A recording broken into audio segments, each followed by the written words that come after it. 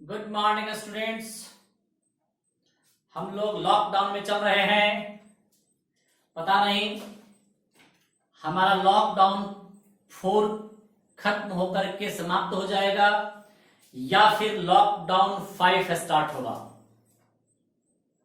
संभावना lockdown 5 start होने की है, लेकिन सरकार के द्वारा कुछ न कुछ छूट दिया जाएगा, लेकिन हमको और आपको वो छूट नहीं मिलेगी। शिक्षण संस्थानों को छूट अभी संभावना नहीं है मिलने की। इसलिए मेरे प्यारे छात्र छात्राओं, हम लोग ऑनलाइन क्लास करेंगे। दूसरी बात कि सौम्या इंस्टीट्यूट में 10th का रिजल्ट बहुत अच्छा आया है।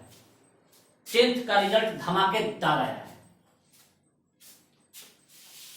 जिसकी कल्पना हमने की थी उससे भी अच्छे रिजल्ट आए हैं। क्योंकि बच्चे हमारे बहुत कमजोर थे स्टार्टिंग में, लेकिन हमारे शिक्षकों ने एक बेहतर प्रयास किया एक बेहतर रिजल्ट पाने के लिए, और हमारे शिक्षकों के सपनों को साकार किया है हमारे बच्चों ने, और बहुत अच्छे रिजल्ट ला करके 400 से ऊपर तक के रिजल्ट आए हैं। 370, 380, 375, 350, 405 तक गया है हमारा रिजल्ट। एक छोटी सी बच्ची जिन्होंने अपनी बहुत वीक फैमिली से, उसके पिताजी बहुत ही मजदूरी करके अपने बहुत ही गरीबी से वो पढ़ाई कर रहे हैं, और तब उसने 80% से ऊपर नंबर लाकर दिखाया है। बहुत बहुत बधाई हमारी तरफ से सौम्या इंस्टीट्यूट की ओर से उन सारे बच्चों को ढेर सारी शुभकामनाएं जिन्होंने अच्छे अंकों से अपना बोर्ड एग्जामिनेशन क्लियर किया है, और उन सभी बच्चों को उज्जवल भविष्य के लिए ढेर सारी शुभकामनाएं हैं। Thank you. इसके आगे हम लोग पढ़ते हैं बायोलॉजी क्लास के लिए। बायोलॉजी क्लास के लिए हम लोग यहाँ पर जुटे हैं। हम लोग पिछले लास्ट क्लास में, बायोलॉजी क्लास में हम लोग देखा था आरए सिंथेसिस यानी कि ट्रांसक्रिप्शन। हम लोगों ने देखा था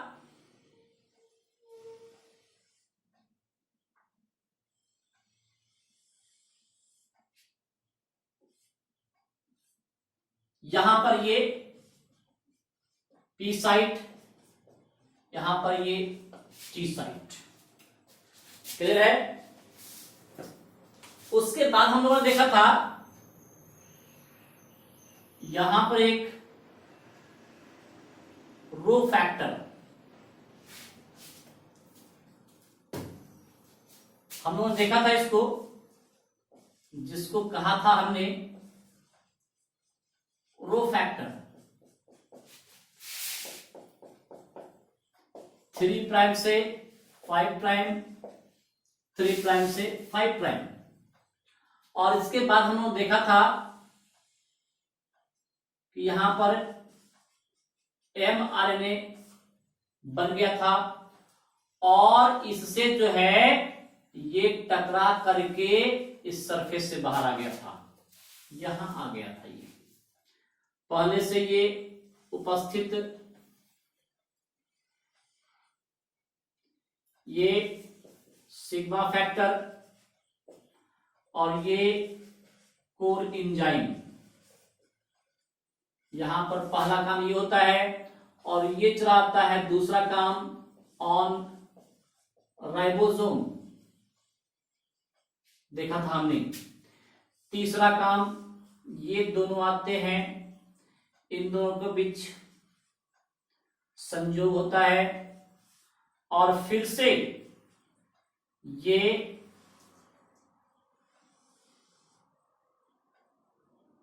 आरएनए पॉलीमरेज का सिंथेसिस कर देते हैं। ये क्या बनता है?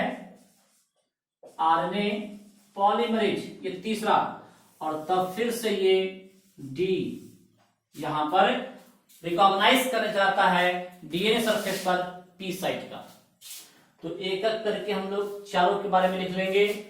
फर्स्ट स्टेप में कोर एंजाइम टी साइट पर यानी कि टर्मिनेटर साइट पर उपस्थित रो फैक्टर से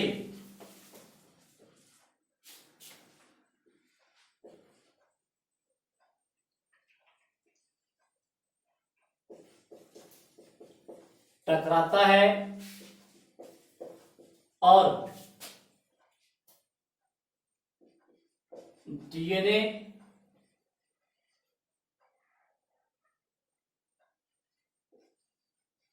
सरफेस से बाहर हो जाता है। पहला पॉइंट। दूसरा पॉइंट, जो ये एमआरएनए चला जाता है राइबोसोम पर, एमआरएनए और राइबोसोम की सतह पर प्रोटीन सिंथेसिस के लिए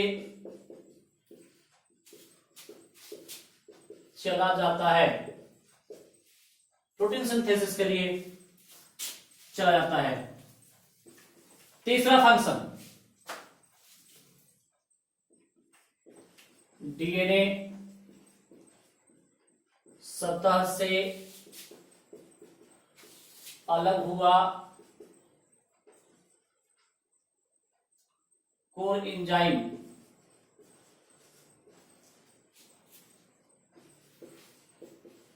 पहले से उपस्थित सिग्मा फैक्टर से मिलकर आरएनए पॉलीमरेज का निर्माण करता है,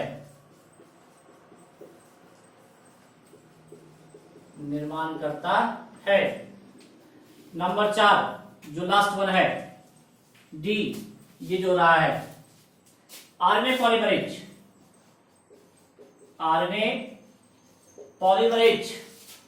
पुनः डीएनए सरफेस पर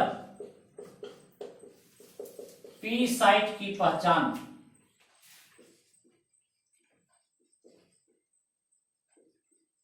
करता है और ट्रांसक्रिप्शन की यह प्रक्रिया चलती रहती है।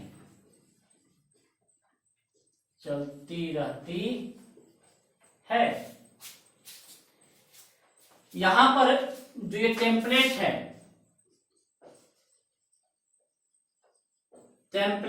और ये तो इनएक्टिव ना है, हाँ, ये कंप्लीमेंट्री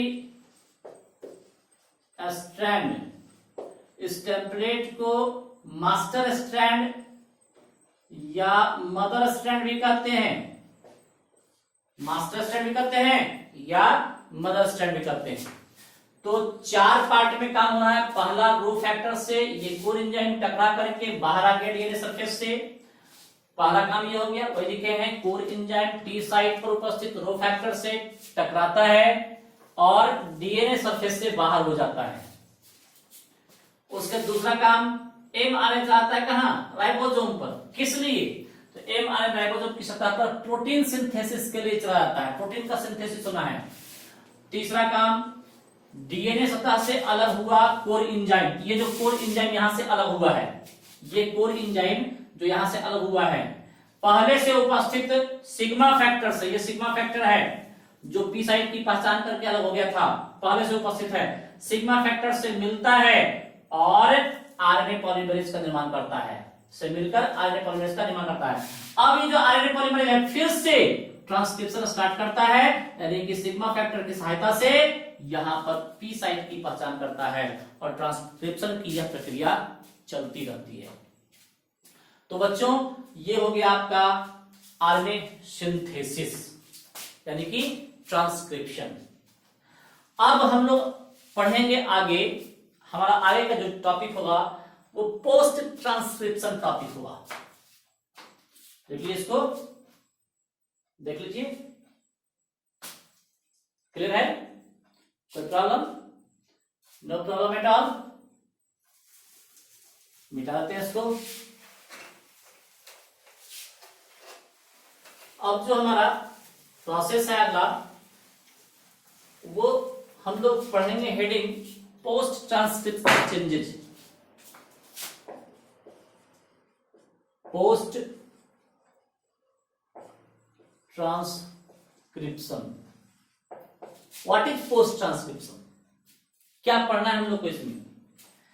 तो इसमें हम लोग पढ़ेंगे ट्रांसक्रिप्शन के द्वारा जो डीएनए से एचएनआरएनए बनता है। यहां पर डीएनए से एचएनआरएनए, ठीक है। तो ये होता है ट्रांसक्रिप्शन में, कहा होता है?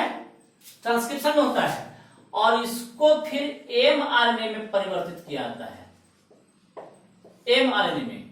तो यही कहता है पोस्ट ट्रांसक्रिप्शन, यानी कि एचएनआरएनए को एमआरएनए में परिवर्तित करने की प्रक्रिया पोस्ट ट्रांसक्रिप्शन कहती है।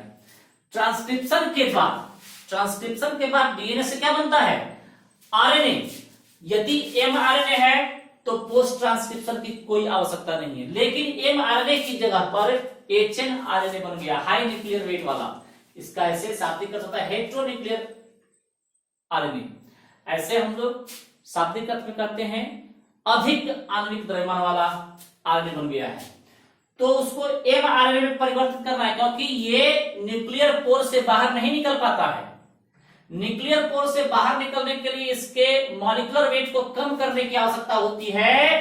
तो जिस प्रोसेस के द्वारा एचएनआरएनए का मॉलिक्यूलर वेट कम किया जाता है और उसे एमआरएनए में परिवर्तित किया जाता है, उसी प्रोसेस को पोस्ट ट्रांसक्रिप्शन कहते हैं।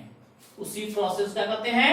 पोस्ट ट्रांसक्रिप्शन कहते हैं। और इसके बारे में हम लोग अगले क्लास में पढ़ेंगे, क्योंकि ये टॉपिक यहाँ पर खत्म होता है। इसके बाद थोड़ा सा एक लंबा टॉपिक है जिसको हम लोग YouTube में लोड करने में समस्या थोड़ी सी हो सकती है, एमबी का प्रॉब्लम हो सकता है। इसलिए आज बस बायोलॉजी में इतना ही। कल नेक्स्ट क्लास में हम लोग इसको पोस्ट ट्रांसक्रिप्शन पढ़ेंगे। Thank you, that's all for today.